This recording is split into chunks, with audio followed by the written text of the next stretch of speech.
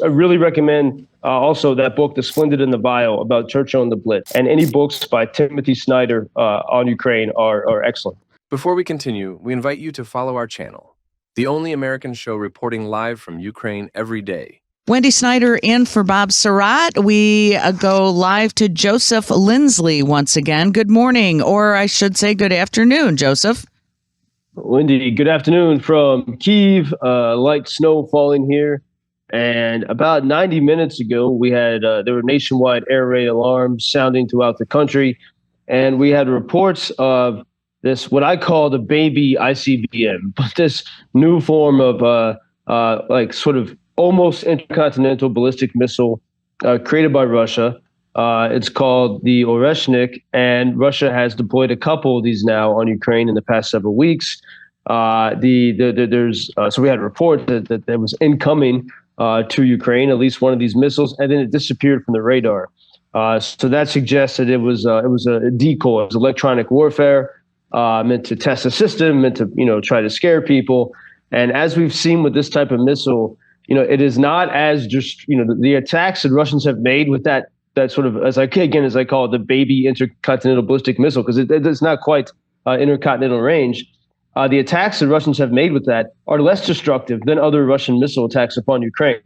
But because it is something new, and because it has that, that terminology, intercontinental ballistic, which usually is associated with nuclear, that makes people outside of Ukraine afraid. That makes politicians in Berlin and Paris and London and Washington afraid. And I think the Russians saw that they get good headlines whenever they launch it, even though on the ground, an attack, by one of those missiles, which is quite expensive, so Russians can't do it so often, the attack is actually less destructive than a regular barrage of more medium-range missiles. So we do see the Russians sort of playing the mind games here. But again, today it was a mirage. It was electronic warfare. We did have sort of the usual drone attacks. I mean, it's pretty much a standard occurrence now, Wendy. Every night, the air raid alarms will wail off and on through the night. These small flocks of the Iranian-designed drones are traveling throughout Ukraine, the largest country in Europe, over the rivers, above forest, to find their targets in different cities around the country. And so last night there were a few explosions heard here in Kyiv, but nowhere near the most intense nights I've had here in Kyiv. And while we were waiting to see if there was a missile coming toward us today, I saw a picture of this Ukrainian city in Donbas, Marinka. Before 2022, it was a small city, about 10,000 people, but it like so many places in Donbas, because it's a place that's so rich in mineral resources. It had a small population, but it was all about mining, including many minerals that are used in the global semiconductor supply chain. And Ukraine is one of the most mineral-rich places for the semiconductor supply chain.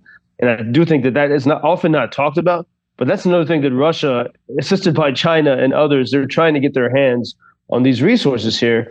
But this lovely city, Marinka, like so many small Donbas cities I've seen, 10,000 people, well-maintained, beautiful trees. And then I saw a picture of it now. It's gone. Population zero. The church, is gone. It looks like it was hit by a nuclear bomb. It's the same effect. It just took a little bit longer. And as I was looking at that, and I saw that the Russian ambassador to the Court of St. James, to the United Kingdom, it's sort of astounding sometimes the audacity of playing around with the truth here. But he said that I want to get the direct quote here. One moment. He said the future restoration of Ukraine will depend a lot on the behavior of the Ukrainian government. They should understand, again, this is the Russian ambassador to the United Kingdom speaking in London. He said, Ukraine should understand that Ukraine should be friendly with their neighbors. That is the only way to get Ukraine back to normal. And you think, what does that mean? Here Ukrainian cities are being leveled and destroyed by Russia. And the Russian ambassador has the audacity to say that it's Ukraine that needs to be friendly. And meanwhile, it is the neighbors of Ukraine who are some of the biggest supporters of Ukraine. That said, we do have to note, we've had these protests in Georgia, because in the country of Georgia, which they call Sakartvelo, across the Black Sea from Ukraine. It borders Russia. It's partially occupied by Russia.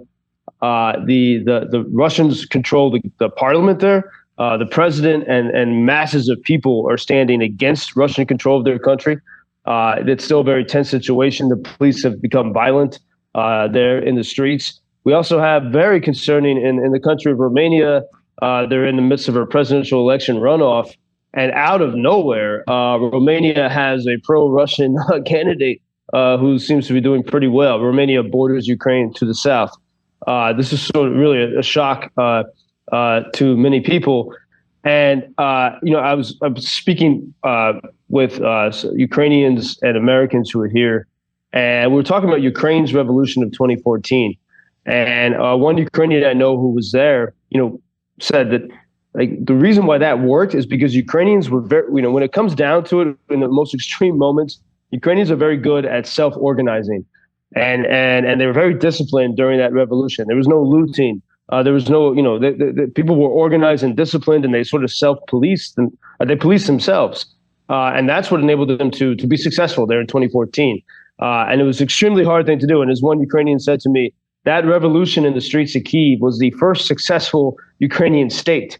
The people just figured it out themselves. And but we see that, it takes, for the Georgians to succeed, it's going to take a lot of courage and a lot of self-discipline and organization. And so it's very concerning for everyone watching all that. And Wendy, last night I went to a little charity auction here in Kyiv for the Azov battalion. And Azov, Russian propaganda has besmirched Azov. They've called them neo-Nazis and all that. And as I've gotten to know a lot of the Azov warriors, they're kind of like the Cajun Navy, the people in Louisiana and Texas that whenever there's a disaster, they show up to help. Yeah. That's really what Azov is.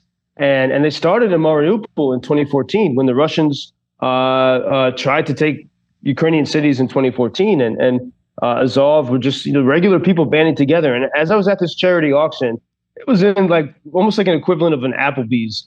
And there was a young girl who was singing Ukrainian anthem and a band playing a little bit out of tune. And the wives and the children of the warriors were there. And one of the Azov warriors had just been in the U.S. He visited the Alamo. He was talking about the Alamo last night. And how Ukraine is sort of the Alamo of Europe. But he said, let's not let it be defeated. And as I looked around me, I said, if you go to Americans listening to Lee Greenwood, God Bless USA, these are the same people. These are not the elites. These are the people who really are, the ones who are leading the charge to be free. And it's not about the politicians. It's about, these just the regular hardworking people that I think if Americans knew them, they would really identify with them. That's unbelievable. Listen, we do not have a lot of time, but I just wanted to pass this along. Taylor, one of our listeners, texted, and could you ask Joseph to recommend a book to read about Ukraine's history and the history with Russia?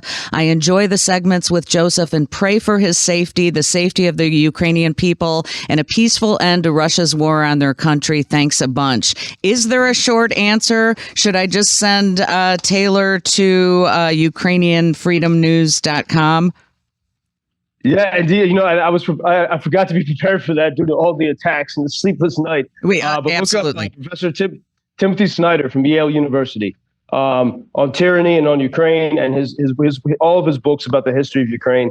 But I really recommend also that book, The Splendid and the Vile, about Churchill and the Blitz. So The Splendid and the Vile by Eric Larson, and any books by Timothy Snyder on Ukraine are excellent. Okay. Stay safe. Merry Christmas. Happy holidays if I don't talk to you. And please take care. Thank you, Joseph. Thank you for introducing Ukraine on your social media pages. That's very important that much more people can get more information about the situation here and how everybody can help Ukraine to stay stronger and to save all the world. Что он сказал?